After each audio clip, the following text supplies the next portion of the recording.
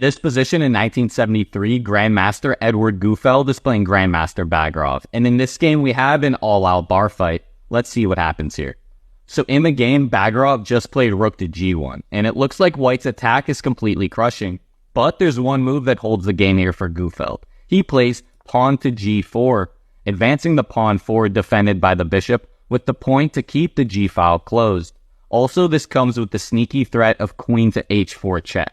So Bagrov continues with the best move, and a move you didn't even think was legal, queenside castle, getting out of queen to h4 check and attacking the rook. So we have rook takes a2.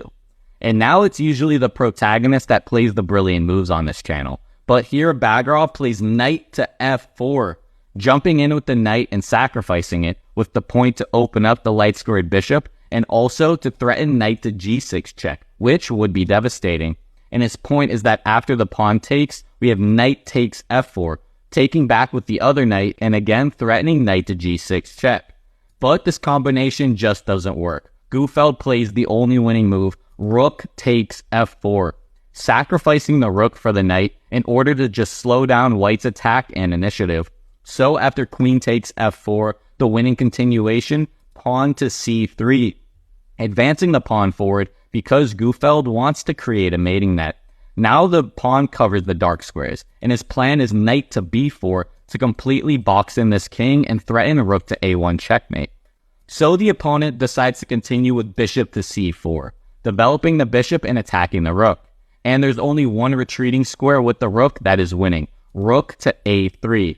Now this is the only winning move, and we'll find that out a bit later. After rook to a3, we have f takes g4, opening up the f-file, and it looks like White's attack is so much quicker. But Black continues with their plan and plays knight to b4, threatening checkmate on a1. So he defends with king to b1. And now what do? It looks like there isn't an obvious plan to attack.